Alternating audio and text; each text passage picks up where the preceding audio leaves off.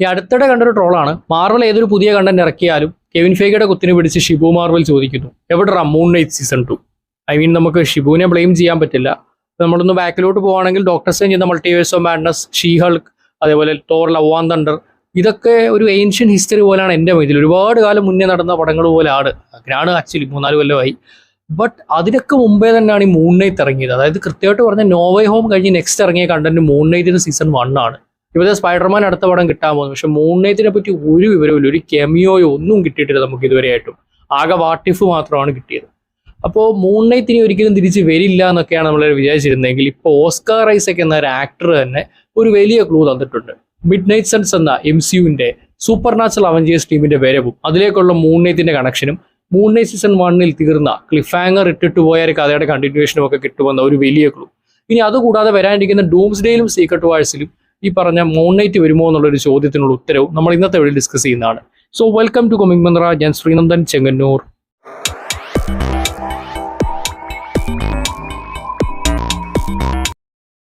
Moon night എവിടെയാണ് അവസാനിച്ചത് അങ്ങോട്ടേക്ക് ആദ്യം തിരികെ പോവാം. ഖോൻഷു എന്ന ഈജിപ്ഷ്യൻ ദൈവത്തിലൂടെയാണ് മൂൺ നൈറ്റിന് പവേഴ്സ് കിട്ടുന്നത്. അപ്പോൾ ഈ ഒരു ക്യാരക്ടറിന് ഒറിജിനൽ പേര് മാർക്ക് സ്പെക്ടർ എന്നാണ്. ഇയാളൊരു മെർസണറി ആയിരുന്നു. പക്ഷെ മാർക്കിന് രണ്ടാമതൊരു ഐഡന്റിറ്റിയും കൂടിയുണ്ട്. അതായത് നമ്മുടെ അന്യൻ സിനിമയിലെ വിക്രത്തെ പോലെ ഡ്യുവൽ പേഴ്സണാലിറ്റി ഈ ഒരു ക്യാരക്ടറിനുണ്ട്. അങ്ങനെ രണ്ടാമത് അമ്പിയെ പോലെ പാവം പിടിച്ച സ്റ്റീവൻ ഗ്രാൻഡ് ആണുള്ളത്. അപ്പോൾ മൂൺ നൈറ്റ് ആയിട്ട് മാറുന്ന ഒരു പ്രോപ്പർ വേർഷൻ മാർക്ക് സ്പെക്ടർ ആയിട്ട് ഇരിക്കുമ്പോഴാണെങ്കിൽ സ്റ്റീവൻ ഗ്രാൻഡ് ഇരിക്കുമ്പോൾ കോട്ടൊക്കെ ആയിട്ട് ഒരു ഡിറ്റക്റ്റീവിനെ പോലെയുള്ള മിസ്റ്റർ നൈറ്റ് ആയിട്ടാണ് മാറുന്നത്. പക്ഷെ രണ്ടുപേർക്കും ഏകദേശം ഈക്വൽ ആയിട്ടുള്ള പവേഴ്സും സെറ്റപ്പുകളും ഒക്കെ തന്നെയുണ്ട്. അപ്പോൾ ഇവർ രണ്ടുപേരും മരിച്ച് ആഫ്റ്റർ ലൈഫിലോട്ട് പോകുന്നു. അവിടെ വെച്ച് ടവരറ്റ് എന്നൊരു ഹിപ്പോഗോഡിനെ കണ്ടുമുട്ടുന്നു. എന്നാൽ പിന്നീട് അവർ ആഫ്റ്റർ ലൈഫിൽ നിന്ന് തിരികെ ഭൂമിയിലേക്ക് ജീവനോടെ വരുന്നു. ഇതേ സമയം തന്നെ ഖോൻഷുവിന്റെ ഒരു വലിയ എതിരാളിയായ അമിത് എന്ന് പറയുന്ന ഒരു വലിയ വില്ലനെ ഇറക്കാൻ വേണ്ടിയാണ് സീരീസിലെ മെയിൻ വില്ലനായ ഹാരോ എന്ന ഹ്യൂമൻ ശ്രമിക്കുന്നത്. അമിത് എക്സ്പ്ലെയിനർ അല്ല, ഇത് മുതലയൊക്കെ പോലെ ഇരിക്കുന്ന അമിത് എന്ന് പറയുന്ന ഒരു ഈജിപ്ഷ്യൻ ഗോഡാണ്. അങ്ങനെ ഹാരോ റിലീസാക്കിയ അമിത്തും ഖോൻഷുവും കൂടെ ആകാശം മുട്ട നിൽക്കുന്ന ഒരു കൈജു ഫൈറ്റ് പോലെ അടികൂടുന്നു. സെയിം ടൈം താഴെ മൂൺ നൈറ്റും മിസ്റ്റർ നൈറ്റുമായിട്ട് ഈ ക്യാരക്ടേഴ്സ് മാറി മാറി ഹാരോയുടെ ആൾക്കാരെ ഹാരോയെ നേരിടുകയാണ്. ഇതേ സമയം തന്നെ നമ്മൾ നേരത്തെ കണ്ട ഹിപ്പോഗോഡായ ടവരറ്റ് ഉണ്ടല്ലോ, ടവരറ്റിന്റെ അവതാരമായ സ്കറബായിട്ട് ലൈലയെ തിരഞ്ഞെടുക്കുന്നു. സീരീസിലുടനീളം മാർക്കിന്റെയും അതേപോലെ സ്റ്റീവന്റെയും കൂടെ ഉണ്ടായിരുന്ന ഫീമെയിൽ ക്യാരക്ടർ ലൈല. സോ ലൈലയും ഒരു അവതാരമായിട്ട് മാറുന്നു, സൂപ്പർ ഹീറോ ആയിട്ട് മാറുന്നു. അങ്ങനെ മൂൺ നൈറ്റായിട്ടും മിസ്റ്റർ നൈറ്റായിട്ട് ഒരു മാറി മാറി അതുപോലെ ലൈലയും കൂടെ ചേർന്നിട്ട് ഹാരോയൻ ടീമിനെ തോപ്പിക്കുന്നു. ഖോൻഷു അമിത്തിനെ തോപ്പിക്കുന്നു. അങ്ങനെ എല്ലാ കാര്യങ്ങളും പീസ്ഫുള്ളായി. സ്റ്റീവനെയും അതേപോലെ മാർക്കിനെയും ഖോൻഷു തന്റെ കൺട്രോളിൽ നിന്ന് വിടുന്നു. അവർക്കിനി നോർമൽ ഹ്യൂമൻസ് ആയിട്ട് ജീവിക്കാൻ സാധിക്കും. അങ്ങനെ എല്ലാം അവസാനിച്ചു, പീസ്ഫുൾ ആയെന്ന് കരുതിയപ്പോഴാണ് പോസ്റ്റ് ക്രെഡിറ്റ് സീൻ്റെ കടന്നുവരവ്. ഇവിടെയാണ് സീരീസിന്റെ റിയൽ എൻഡിങ്. ഹാരോ ഒരു മെന്റൽ ഹോസ്പിറ്റലിലായിരുന്നു. അവിടെ നിന്നും ഹാരോയെ ട്രാൻസ്ഫർ ചെയ്യാൻ ശ്രമിക്കുന്നു. അങ്ങനെ ഹാരോ ഒരു വണ്ടി കയറ്റുമ്പോൾ അതാ അവിടെ ഖോൻഷു ഇരിക്കുന്നു. ആൻഡ് ഹാരോയെ ആ വണ്ടിയിൽ വെച്ചിട്ട് ഒരാൾ കൊല്ലുന്നു. അത് ഈ പറഞ്ഞ മാർക്ക് സ്പെക്ടറിന്റെ മൂന്നാമത്തെ ഐഡന്റിറ്റിയായ ജെയ്ക്ക് ലോക്കലിയാണ്. അതായത് ഈ കൂട്ടത്തിലെ അന്യൻ എന്ന് തന്നെ നമുക്ക് വേണമെങ്കിൽ പറയാം. അപ്പോൾ ഈ പറഞ്ഞ ഫൈനൽ ഫൈറ്റിനിടയിലും രണ്ടുപേർക്കും മെമ്മറീസ് പോകുന്നുണ്ട്. രണ്ടുപേരും ഫൈറ്റ് ചെയ്യുന്ന ഓർക്കാത്ത മൊമെന്റ്സ് ഉണ്ട്. അപ്പോൾ മൂന്നാമത് ഏതൊരു ഐഡന്റിറ്റിൻ്റെ ഇടയിൽ കയറിയിട്ടുണ്ടെന്നൊരു ഡൗട്ട് അന്നേരം ഉണ്ടെങ്കിലും പ്രോപ്പർ പോസ്റ്റ് ക്രെഡിറ്റ് സീനിലാണ് അത് ടീസ് ചെയ്യുന്നത്. സോ ജെയ്ക്ക് ലോക്ലി ഹാരോയെ കൊല്ലുന്നിടത്താണ് സീരീസ് അവസാനിക്കുന്നത്. ജെയ്ക്ക് ലോക്ലിയാണ് കൂട്ടത്തിലെ ഏറ്റവും ടെറർ. നേരത്തെ പറഞ്ഞ പോലെ കൂട്ടത്തിലെ അന്യൻ എന്ന് പറയാൻ പറ്റുന്നത് ജെയ്ക്ക് ലോക്ലിയാണ്. ഇപ്പോൾ മാർക്ക് സ്പെക്ടർ എന്തൊക്കെ ചെയ്താലും ഖോൻഷു ഒരാളെ കൊല്ലാൻ പറഞ്ഞാലും കൊല്ലില്ല. അയാൾക്ക് അങ്ങനെ ഒരു കറക്റ്റ് കോഡ് ഓഫ് കണ്ടക്ട് ഉണ്ട്. പക്ഷേ ജെയ്ക്ക് ലോക്ലി അങ്ങനെയൊന്നുമില്ല. ഇപ്പൊ തന്നെ ആദ്യമായിട്ട് MCUവിൽ എൻട്രി തന്നെ മെയിൻ വില്ലൻ ഹാരോയെ തട്ടിയിട്ടാണ് വരുന്നത്. ഒരു അണ്ടർ കവർ ടാക്സി ഡ്രൈവർ ആയിട്ടാണ് ഇയാളുടെ ഹ്യൂമൻ ഐഡന്റിറ്റി പോകുന്നതെങ്കിൽ മൂൺ നൈറ്റിന്റെ വേർഷനായിട്ട് മാറുമ്പോൾ കുറച്ചുകൂടെ ബ്രൂട്ടൽ ആയിട്ടുള്ള ഒരു കോസ്റ്റ്യൂം ഒക്കെയാണ് നമ്മൾ കോമിക്സിൽ കാണുന്നത്. പക്ഷെ മിസ്റ്റർ നൈറ്റ് ഒക്കെ പോലെ ഒരു സെപ്പറേറ്റ് പേരൊന്നും കോമിക്സിലില്ല. മറിച്ച് ജസ്റ്റ് മൂൺ നൈറ്റ് എന്ന പേരിൽ തന്നെയാണ് ഈ ക്യാരക്ടർ പോകുന്നത്. കുറച്ചുകൂടെ സ്കെയറി ആയിട്ടുള്ള കുറച്ചുകൂടെ കോൺഷുവിനെ റിസംബിൾ ചെയ്യുന്നൊരു സ്യൂട്ടുമായിട്ടാണ് പോകുന്നത്. മൂൺ നൈറ്റ് സീസൺ 2 വരികയാണെങ്കിൽ ഒബ്വിയസ്ലി ജെയ്ക്ക് ലോക്കിൽ തന്നെയായിരിക്കും ഫോക്കസ്. ഓൾറെഡി മാർക്കും സ്റ്റീവനും ഖോൻഷു തങ്ങളെ വിട്ടുപോയി ഫ്രീ ആണെന്ന് വിചാരിക്കുന്നു. പക്ഷേ രണ്ടുപേരും അറിയാതെ ജെയ്ക്ക് ലോക്കിൽ സൈഡിൽ കൂടെ പരിപാടി നടത്തുന്നു. ഇവർ ഇവിടുന്ന് ഡിസ്കവർ ചെയ്യുകയും അതുപോലെ ഓൾറെഡി സ്കറബ് എന്ന ഹീറോ ആയിട്ട് മാറിയ ലൈലയുടെ വരവും എല്ലാം കൂടെ ചേർത്ത് പോകുന്ന ഒരു സ്റ്റോറി ആയിരിക്കും. പുതിയൊരു മെയിൻ വില്ലനെ കോമിക്സിൽ നിന്ന് കൊണ്ടുവരിക, അങ്ങനെയൊക്കെയുള്ള ഐഡിയാസ് ആണ് മൂൺ നൈറ്റ് സീസൺ 2 വന്നിരുന്നെങ്കിൽ നടക്കേണ്ടിയിരുന്നത്. പക്ഷെ എന്താണ് സീസൺ 2 നടക്കാത്തതെന്ന് ചോദിച്ചു കഴിഞ്ഞാൽ ഇനിഷ്യലി ഒരു സീസൺ 2 പ്ലാൻ ഇല്ലായിരുന്നു. അതായത് മൂൺ നൈറ്റ് ഈ പറഞ്ഞൊരു ഫസ്റ്റ് സീസൺ മാത്രമായിട്ടാണ് ഇവരുടെ തലയിൽ ആദ്യം ഉണ്ടായിരുന്നത്. പലരും ഡെയർ ഡബിൾ ബോൺ അഗെയിൻ്റെ സീസൺ 3 ഈയിടെ അനൗൺസ് ചെയ്തപ്പോൾ ചോദിച്ചത് എന്താണ് ഇതിന് മാത്രം എല്ലാ വർഷവും സീസൺ കിട്ടുന്നു, മൂൺ നൈറ്റ് ഇല്ലേന്ന്. അത് കാരണം dare double born again already pre plan ചെയ്താണ് വന്നത്. 2 സീസൺ ഓൾറെഡി ഒരു പ്രീ പ്ലാൻ ചെയ്തു. അതിനിടയിൽ കൂടി ഇങ്ങനെ ഡെവലപ്മെന്റിനിടയിൽ സീസൺ 3യും ഇപ്പോൾ അതിലൂടെ ഡിഫൻഡേഴ്സ് എന്ന ഒരു പഴയ ടീമും തിരിച്ചു വരാൻ പോവുകയാണ്. അതേപോലെ ഇപ്പോൾ വണ്ടർമാൻ എടുക്കാം. ഇപ്പോൾ ഈ വർഷം വന്ന സീരീസാണ് വണ്ടർമാൻ. വണ്ടർമാൻ ഒരു സീസൺ 2 എന്നുള്ളത് ഓൾറെഡി മേക്കേഴ്സിന്റെ തലയിൽ ഉണ്ടായിരുന്ന ഒരു ഐഡിയ ആണ്. സീസൺ 1 സക്സസ് ആയപ്പോൾ അവരതിന് ഗ്രീൻ ലിറ്റ് ചെയ്ത് വിട്ടു. പക്ഷെ മൂൺ നൈറ്റിന് ഒരിക്കലും സീസൺ 2 ഒരു മെയിൻ പ്ലാൻസോ ഒന്നുമില്ല. ഇങ്ങനെ ഇത് നിർത്തി സീരീസ് ഹിറ്റ് ആവുമോ ഇല്ലയോ നോക്കിയിട്ട് കണ്ടിന്യൂ ചെയ്യുന്ന ഒരു പ്ലാൻ ആയിരുന്നു. പക്ഷെ അത് കഴിഞ്ഞ് മാർവലിൽ ഒരുപാട് സീരീസ് സിനിമകൾ ഇങ്ങനെ വന്ന കൂട്ടത്തിൽ മൂൺ നൈറ്റ് ഒന്ന് മിസ്സായി പോയി. പക്ഷേ മൂൺ നൈറ്റിന് റീസെന്റ് കിട്ടിയ ഏറ്റവും വലിയ ഡെവലപ്മെന്റ്സിൽ ഒന്നാണ് Midnight Sons. Midnight സൺസിനെ പറ്റിയിട്ട് സിമ്പിളായിട്ട് പറയുകയാണെങ്കിൽ സൂപ്പർ നാച്ചുറൽ അവഞ്ചേഴ്സ്, ഒറ്റ പേര് പറയാം. അവഞ്ചേഴ്സ് ടീമുമായിട്ട് വലിയ ബന്ധങ്ങളില്ല, പക്ഷേ യു ഗെറ്റ് ദ കോൺസെപ്റ്റ്. സംഗതി ഇതിൽ സൂപ്പർ നാച്ചുറൽ ആയിട്ടുള്ള ക്യാരക്ടേഴ്സ് ആണ് വരുന്നത്. കോമിക്സിലോട്ടൊന്നും ഡോക്ടർ സ്ട്രേഞ്ച് ഇതിൻ്റെ ഒരു വലിയ ഭാഗമാണ്. പക്ഷേ ഇപ്പോൾ ഈ വരുന്ന MCU വെർഷനിൽ ഡോക്ടർ സ്ട്രേഞ്ച് ഭാഗമാവണമെന്നില്ല. പുള്ളിയുടേതായ ജേർണിയും സ്റ്റോറിയും ഒക്കെ ഉണ്ട്. ഇവിടെ വരുമ്പോൾ നമ്മൾ ഏറ്റവും കൂടുതൽ എക്സ്പെക്ട് ചെയ്യുന്ന ഒന്ന് Moon Knight, 2 werewolf by Night, അതേപോലെ ആ ഒരു സ്പെഷ്യലിൽ തന്നെ വന്നിട്ടുണ്ടായിരുന്ന Elsa Bloodstone, Man Thing, ഇവരെയൊക്കെ നമ്മൾ പ്രതീക്ഷിക്കുന്നുണ്ട്.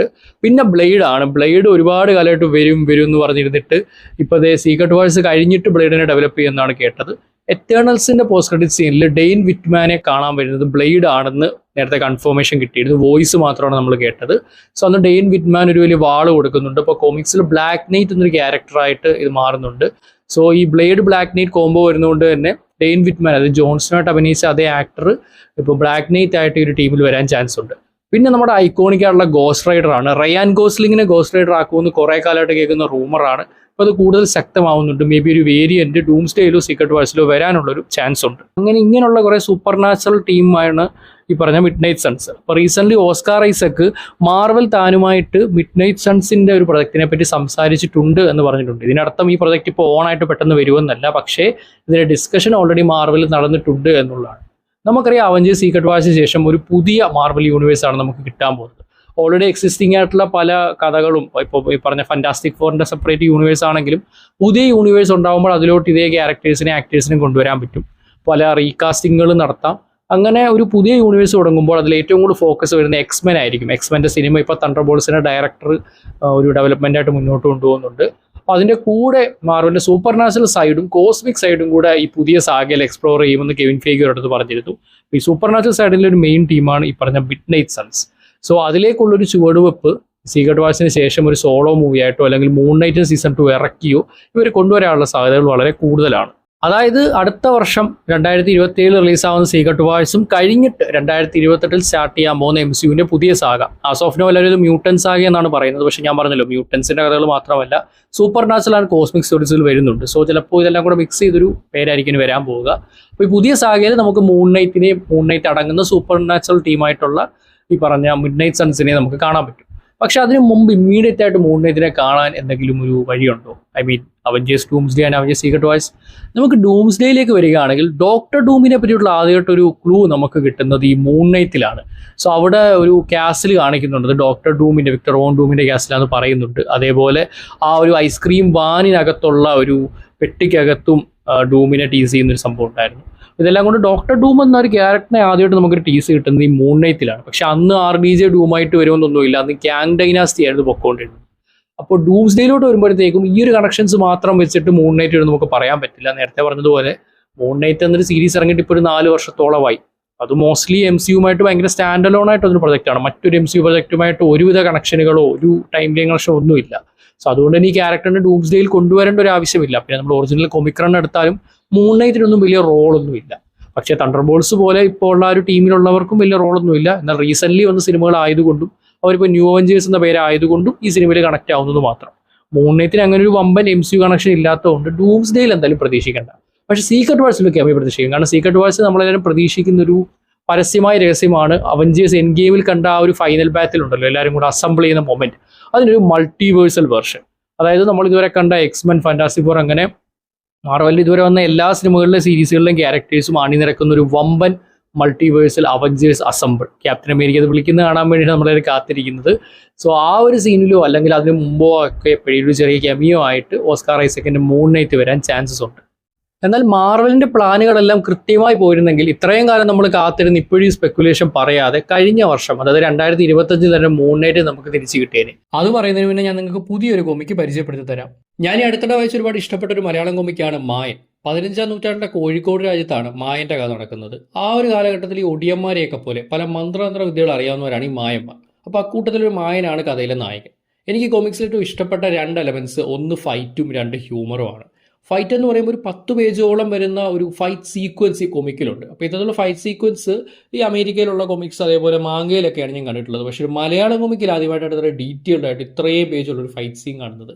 അതേപോലെ തന്നെ ഹ്യൂമർ, ഇതിനകത്തൊരു കുട്ടിയുടെ ക്യാരക്ടറൊക്കെ ഉണ്ട്. ആ ക്യാരക്ടർ വളരെയധികം ഫണ്ണിയാണ്.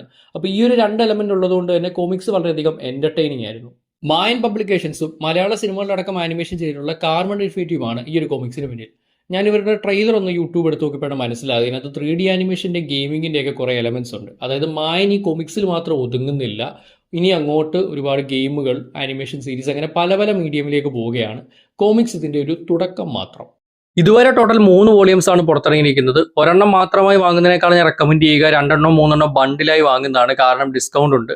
പിന്നെ ഇത് കൂടാതെ നമ്മൾ കൊമിക് മന്ത്ര ഓഡിയൻസിന് വേണ്ടി സ്പെഷ്യൽ ഡിസ്കൗണ്ട് ഉണ്ട്. നിങ്ങൾ 1 2 3 ഏത് വാങ്ങിയാലും കൊമിക് മന്ത്ര 3050 എന്നൊരു കൂപ്പൺ കോഡ് അടിക്കുകയാണെങ്കിൽ എക്സ്ട്രാ ഡിസ്കൗണ്ട് നിങ്ങൾക്ക് കിട്ടുന്നതാണ്. അപ്പോൾ ഓർഡർ ചെയ്യേണ്ട വെബ്സൈറ്റിന്റെ ലിങ്ക് ഞാൻ കമന്റ്. അപ്പോൾ ബാക്ക് ടു വീഡിയോ. 2025 എങ്ങനെയാണ് മൂൺ നൈറ്റ് എംസിയുവിലേക്ക് തിരിച്ചു വരേണ്ടതെന്ന് ചോദിച്ചു കഴിഞ്ഞാൽ അതിന് ഉത്തരം അവഞ്ചേഴ്സ് കാങ് ഡൈനാസ്റ്റിയാണ്. നമുക്കറിയാം ഇപ്പോൾ ഡൂംസ്ഡേ എന്ന ടൈറ്റിൽ വരുന്നതിന് മുന്നേ അവഞ്ചേഴ്സ് കാങ് ഡൈനാസ്റ്റി എന്നായിരുന്നു ഇതിന്റെ പേര്. അതേപോലെ ഇപ്പം ബ്രാൻഡ്യൂടെ ഡയറക്ട് ചെയ്യാൻ പോകുന്ന ഷാങ്ചി ഡയറക്ടർ ഡെസ്റ്റിൻ ഡാലക്രട്ടൻ ആയിരുന്നു അത് ഡയറക്ട് ചെയ്യേണ്ടിയിരുന്നത്. പക്ഷേ കാങ് ഡൈനാസ്റ്റി ആയിരുന്ന സമയത്ത് മൂൺ നൈറ്റ് ഈ ടീമിന്റെ ഭാഗമാവേണ്ടി ഇത് കൃത്യമായിട്ട് പറയാൻ സാധിക്കുന്നത് വാട്ട് ഇഫ് കാരണം. വാട്ട് ഇഫിന്റെ സീസൺ 3യുടെ തുടക്കം തന്നെ അവഞ്ചേഴ്സ് എല്ലാവരും കൂടെ പവർ റേഞ്ചേഴ്സ് ഒക്കെ പോലെ ഒരു വലിയ മെക്ക റോബോട്ടായിട്ട് മാറിയിട്ട് കൈജുവായി മാറി ഹൾക്കിനെ ഫൈറ്റ് ചെയ്യുന്ന ഒരു സംഭവമാണ്. അതൊരു മെക്ക വേഴ്സസ് കൈജു എന്നുള്ള അനിമയിലൊക്കെ നമ്മൾ സ്ഥിരം കാണാനുള്ള ഒരു കോൺസെപ്റ്റ് തന്നെ. അപ്പോൾ അതിൽ മൂൺ നൈറ്റ് അവഞ്ചേഴ്സ് ടീമിന്റെ ഭാഗമാണ്, അല്ലെങ്കിൽ സാം വിൽസൺ നയിക്കുന്ന പുതിയ അവഞ്ചേഴ്സ് ടീമിന്റെ ഭാഗമാണ്. സോ വാട്ട് ഇഫ് സീസൺ 3 എന്ന് പറയുന്നത് മോസ്റ്റ്ലി മാർവലിന്റെ മറ്റ് കണ്ടന്റുകൾ പ്രൊമോട്ട് ചെയ്യാൻ വേണ്ടി ഇറക്കിയതായിരുന്നു. ഇതിനെ പറ്റി ദേഷ്യം പിടിച്ച് ഞാൻ ഒരു വീഡിയോ പണ്ട് ചെയ്തത് അന്ന് അത്യാവശ്യം കുറേ പേര് കണ്ടിരുന്നു. അപ്പോൾ ബേസിക്കലി അഗത ഒരു സീരീസ് ഉള്ളതുകൊണ്ട് അഗതയ്ക്ക് ഒരു എപ്പിസോഡ്, അയൺ ഹാർട്ടിന് ഒരു സീരീസ് ഉള്ളതുകൊണ്ട് അയൺ ഹാർട്ടിൻ്റെ എപ്പിസോഡ്. അതുപോലെ തന്നെ സാം വിൽസന്റെ അവഞ്ചേഴ്സ്, സാം വിൽസൺ ആദ്യമായി അവഞ്ചേഴ്സ് അസംബിൾ എന്ന് പറയുന്നതും ടീമിനെ നയിക്കുന്നതും നമ്മൾ കാണുന്ന ഈ വാട്ട് ഇഫിന്റെ എപ്പിസോഡിലാണ്. പക്ഷെ ഇതൊക്കെ കാങ് ഡൈനാസ്റ്റി മാറി ഡൂംസ്ഡേ ആവുന്നതിന് മുമ്പേ ഡെവലപ്പ് ചെയ്താന്ന് ഓർക്കണം. സോ ബേസിക്കലി അതുകൊണ്ട് തന്നെ ഒറിജിനൽ ഡൂംസ്ഡേക്ക് മുമ്പുള്ള കാങ് ഡൈനാസ്റ്റി പ്ലാനിൽ അവഞ്ചേഴ്സിന്റെ പാർട്ടായിട്ട് മൂൺ നൈറ്റിനെ അവർ കൺസിഡർ ചെയ്യുന്നു നമുക്ക് ഇതിലൂടെ മനസ്സിലാക്കാൻ പറ്റുന്നുണ്ട്. സോ ആ ഒരു പ്ലാൻ എന്തായാലും കാങ് ഡൈനാസ്റ്റി വെള്ളത്തിലായ കൂട്ടത്തിൽ ഇതും കൂടെ അങ്ങ് പോയി കിട്ടി. അപ്പോൾ ഇത്തരത്തിലുള്ള കൂടുതൽ videos Marvel, DC, anime, super hero related നിങ്ങൾക്ക് ഇഷ്ടമാണെങ്കിൽ ചാനൽ സബ്സ്ക്രൈബ് ചെയ്യുക. പിന്നെ നമ്മൾ വീഡിയോയിൽ നേരത്തെ പറഞ്ഞ മായൻ കോമിക്സിനെ പറ്റി മറക്കാതിരിക്കുക. ലിങ്ക് ഞാൻ കമന്റ് ബോക്സിൽ ഇട്ടേക്കാം. അപ്പോൾ ഇനി മറ്റൊരു വീഡിയോ കണ്ടുമുട്ടുന്നവരേക്കും this is Ranjan Kannur signing off from Comic Mantra.